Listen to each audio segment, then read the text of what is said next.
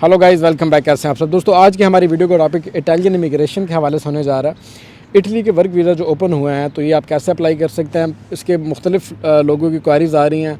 लोग social media पे देखते हैं वीडियोस और मुख्तलिफ टॉपिक्स और फिर वो उसके हवाले से सवाल जवाब शुरू कर देते हैं। मुख्तलिफ लोग नोलो अस्ता के बारे में पूछ रहे हैं, दिक्कत फलूसी क्या होती है सर, और ये कैसे हम अप्लाई कर सकते हैं। इटली के जो वीज़े ओपन हुए हैं पाकिस्तानियों के लिए, जो इन्होंने जो कोटा ओपन किया है, पाकिस्तानी कैसे अप्लाई कर सकते हैं, इंडिया से जो लोग आएंगे तो वो कैसे आएंगे, और जो दीगर ममालिक से लोग अप्लाई करेंगे इटली के इमिग्रेशन को तो वो कैसे आ सकते हैं। तो दोस्तों, इटली की जो इमिग्रेशन ओपन हुई है ये अभी ओपन नहीं हुई। इटली की इमिग्रेशन हर साल ओपन होती है और ये जो इनेकाद किया जाता है वीज़ों का, सीज़नल और नॉन सीज़न वीज़ों का, ये हर साल होता है और हर साल एक कोटा मुख्तस किया जाता है और उस कोटे के अकॉर्डिंग लोगों को वीज़ों का इजरा किया जाता है मुख्तलिफ़ ममालिक से, जैसे पाकिस्तान भी है, इंडिया भी है, बांग्लादेश, सारे ममालिक शामिल हैं। इस साल थोड़ा उछाल के इस चीज़ को पेश किया जा रहा है यूट्यूब के ऊपर और मुख्तलिफ बाकी सोशल मीडिया प्लेटफॉर्म के ऊपर। वो इसलिए कि इस साल पाकिस्तान और इटली का एक मुआहदा हुआ है और जिसके तहत एक बड़ी तादाद में अब पाकिस्तानियों को इटली वर्क वीज़ों का इजरा करेगा। लेकिन जो इटली की इमिग्रेशन है ये हर साल ओपन होती है। सीज़नल और नॉन सीज़न वीज़ों का जो इनेकाद है वो हर साल होता है, हर साल इसका कोटा मुख्तस किया जाता है। अब जो डॉक्यूमेंटेशन इसके लिए मुख्तलिफ लोग पूछते हैं कि सर इसके लिए हम कैसे ख़ुद अप्लाई कर सकते हैं। वैसे आपको अगर स्टार्ट में बताता चलूँ तो इटली के इस वीज़ा की जो डिमांड है पाकिस्तान में, जो उसकी कॉस्ट चार्ज की जा रही है, वो एजेंट टू एजेंट डिपेंड करता है। नॉर्मली जो कम से कम एजेंट इस वक्त आपको इटली में पाकिस्तान में इटली का वर्क वीज़ा देगा या वर्क परमिट आपको देगा तो वो आपसे 30 लाख से 40 लाख रुपए की डिमांड कर रहा है, जो कि बहुत बड़ी अमाउंट है। और फिर जितने में उतनी बातें, मतलब ये रेट ऊपर भी जा रहा है नीचे भी आ रहा है। लेकिन अगर आप ख़ुद अप्लाई करना चाहते हैं गाइस, अगर आपने किसी एजेंट को ये पैसे नहीं देने तो फिर आपको मेहनत करनी पड़ेगी। ये वीज़ा आपको ख़ुद इटालियन गवर्नमेंट पेश नहीं करेगी कि हाँ भाई आपने मैट्रिक कर लिया या एफएससी कर लिया, आपने हमें CV भेज दिया, ये नहीं हम आपको वीज़ा दे रहे हैं। ये वीज़ा लेने के लिए आपको वर्क कॉन्ट्रैक्ट हासिल करना पड़ेगा और वर्क कॉन्ट्रैक्ट आपको ख़ुद सर्च करना पड़ेगा गाइस। अगर आप लेना चाहते हैं तो मिल रहा है, आप किसी एजेंट के थ्रू ले लें 30-40 लाख रुपया लगा के, लेकिन ये बहुत नामुनासिब रकम है जो कि पाकिस्तान से चार्ज की जा रही है और इंडिया से भी बड़ी अमाउंट चार्ज की जा रही है। तो अगर आप ख़ुद ये वीज़ा अप्लाई करना चाहते हैं गाइस तो आपको मुख्तलिफ़ वेबसाइट्स के ऊपर जहाँ पे जॉब्स पोस्ट की जाती हैं इटालियन गवर्नमेंट की जानिब से और इटालियन एम्प्लॉयज़ की जानिब से, वहाँ पे जाके आपने जॉब्स को तलाश करना होगा और वहाँ पे आपने जॉब्स अप्लाई करनी होंगी।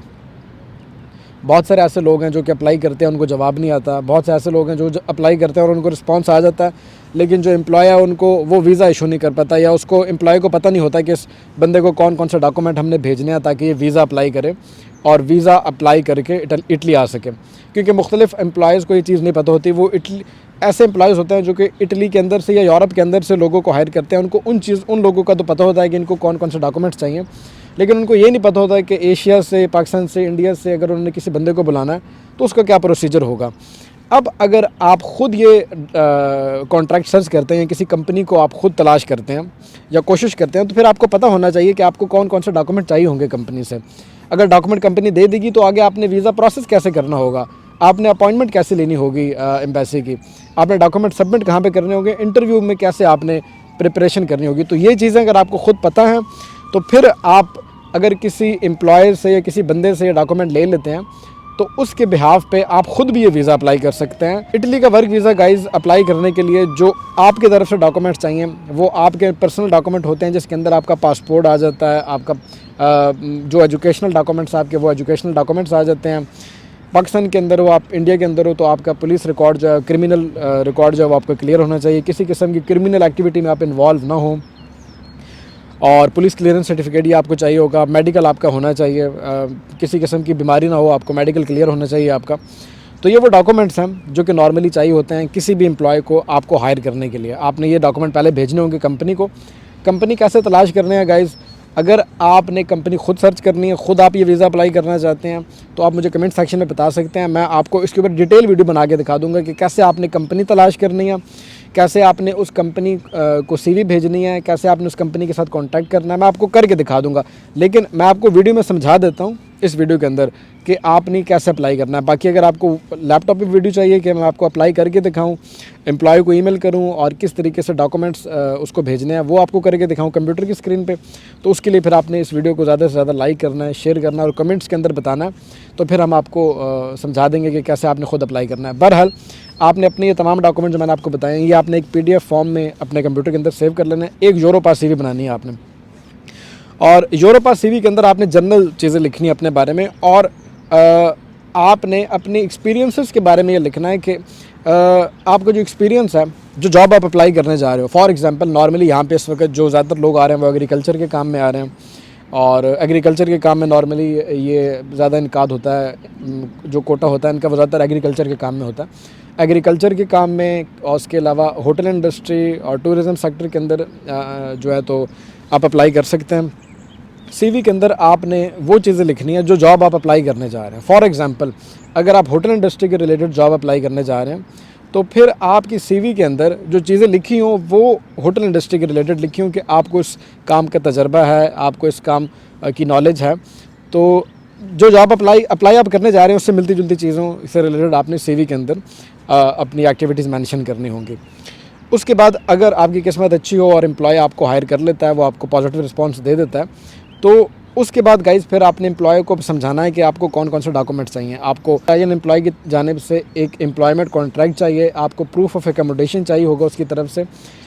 नॉर्मली जो इटालियन कंपनीज़ होती हैं उनको नहीं पता होता है कि कौन कौन से एग्जैक्ट डॉक्यूमेंट वो आपको भेजेंगे पाकिस्तान, जिनके बिहाफ पे आप वीज़ा अप्लाई करके आप होगे। तो आप जब कंपनी के साथ कम्युनिकेट करो तो आपको पता होना चाहिए कि एग्जैक्ट आपने कौन कौन से डॉक्यूमेंट्स लेने होंगे कंपनी से। और अगर एम्प्लॉय को कोई मुश्किल पेश आ रही है आपकी प्रूफ ऑफ एकोमोडेशन मैनेज करने में या हाउस कॉन्ट्रैक्ट में, तो उसकी मद में आप ख़ुद पे कर सकते हैं। आप उनको ये लालच दे सकते हैं कि आपकी जो रिहाइश के ऊपर स्टार्टिंग के कुछ महीनों के अंदर खर्चा आएगा 2-3 महीने में, तो वो आप ख़ुद अपनी जेब से बर्दाश्त कर लोगे। तो अगर आप ऐसी बातें एम्प्लॉय के साथ करोगे तो अक्सर ऐसे एम्प्लॉय होते हैं जो कि आपको पॉजिटिव रिस्पांस दे देते हैं और वो आपको कह लेते हैं कि जी हाँ आप आ जाएँ, हम आपको ये डॉक्यूमेंट देते हैं, आपने जो स्टार्टिंग के 2-3 महीने हैं इनका ख़र्चा आप अगर ख़ुद बर्दाश्त कर सकते हैं तो आप आ जाएँ। क्योंकि मुख्तलिफ़ एम्प्लॉयज़ को मैं आपको दोबारा बता रहा हूँ कि नहीं पता होता कि एग्जैक्ट कौन से डॉक्यूमेंट चाहिए होंगे कि वो पाकिस्तान से इंडिया से बंदे को हायर कर सकें। क्योंकि नॉर्मली यहाँ पे जो इटालियन एम्प्लॉय हैं वो इटालियन लोगों को हायर करते हैं या यूरोपियन लोगों को हायर करते हैं, तो उनके लिए डॉक्यूमेंटेशन टोटली सेपरेट होती है। तो अगर तो आप इस सारे डॉक्यूमेंटेशन के झंझट से बचना चाहते हैं फिर तो आपको कोई एजेंट हायर करना पड़ेगा, लेकिन अगर आप खुद करना चाहते हैं तो फिर आपको ये तमाम चीज़ें सीखनी पड़ेंगी कि किस तरीके से आपने ये वीज़ा अप्लाई करना है। एक और इम्पॉर्टेंट चीज़ गाइज़, ये जो आपको वीज़ा मिलेगा स्टार्टिंग में ये आपको 9 महीने का मिलता होता है, और इसके बाद आप जिस काम के लिए आ रहे हैं, फॉर एग्जांपल अगर आपको ये काम वीज़ा एग्रीकल्चर के काम में मिला है तो आप इस वीज़ा को आगे एग्रीकल्चर के काम में ही एक्सटेंड करवा पाओगे। 9 महीने के बाद दोबारा आपको कॉन्ट्रैक्ट चाहिए होगा सेम एग्रीकल्चर के काम का ही, ताकि आप इस वीज़ा को आगे एक्सटेंड करवा पाओ। क्योंकि नॉर्मली यहाँ पे एजेंट बुला तो लेते हैं और उसके वक्त वो आपको ये नहीं बताते कि आपका ये वीज़ा आपने एक्सटेंड कैसे करवाना है। वो आपसे 30 लाख 40 लाख रुपए ले लेंगे, लेकिन आपको ये हरगिज़ नहीं बताएंगे कि अगर आपको वो एग्रीकल्चर के डॉक्यूमेंट देंगे तो आपका वीज़ा आगे जब 9 महीने के बाद एक्सटेंड होगा तो होगा भी वो एग्रीकल्चर के काम में। गाइज़ आप ख़ुद कैलकुलेट कर सकते हैं, अगर आप पाकिस्तान से किसी एजेंट को 30-35 लाख रुपए दे के यहाँ पे आ रहे हैं तो स्टार्टिंग में एग्रीकल्चर के काम में आपको सारे ख़र्चे बचा के हटा के आपको तकरीबन 700-800 यूरो ही बचेगा। तो आप फिर एस्टिमेट लगा लें कि 700 यूरो बचा के भी आप वो अपनी 35-40 लाख रुपए का जो आपने एजेंट को पैसे दिए हैं वो आप कितने सालों में पूरे करोगे यहाँ पे पैसे आगे। तो ये चीज़ आपने ख़ुद सोच लेनी है, तो बेहतर है कि आप ये वीज़ा ख़ुद अप्लाई करें। तो इस तरीके से फिर आपने अपने एम्प्लॉय के साथ कांटेक्ट करना है। जब वो आपको डॉक्यूमेंट दे देगा फिर आपने इटालियन एम्बेसी के अंदर सबमिट करना है पाकिस्तान में, या अगर आप इंडिया में हो तो वहाँ से आपने डॉक्यूमेंटेशन आपने करवानी है अपनी, और वीज़ा एप्लीकेशन सबमिट करनी होगी आपको, और उसके बाद फिर आपने वेट करना है अपने पॉजिटिव रिस्पांस का, और इस तरीके से आप वीज़ा लेके इटली आ सकते हैं। गाइज़ अगर आपको मज़ीद डिटेल में ये वीडियो चाहिए कि कैसे आपने वीज़ा ख़ुद अप्लाई करना है, उसके लिए फिर आपको हमारी आज की इस वीडियो के अंदर 1000 लाइक पूरे करने होंगे, ज़्यादा से ज़्यादा शेयर करना होगा, और कमेंट्स के अंदर आपने बताना होगा कि आपको मज़ीद कौन सी इन्फॉर्मेशन चाहिए। और अगर आपके पास इटली के डॉक्यूमेंट्स ऑलरेडी आ चुके हैं और वो आप चेक करवाना चाहते हैं कि ये डॉक्यूमेंट ठीक हैं या गलत हैं, या इनके अंदर कोई चीज़ मिस तो नहीं है, तो उसके लिए आप हमारी टीम से रब्ता कर सकते हैं और हम आपको डॉक्यूमेंट चेक करके बता देंगे। ऑफ कोर्स डॉक्यूमेंटेशन की फ़ीस होती है जो कि आपको ऑनलाइन पे करनी होगी।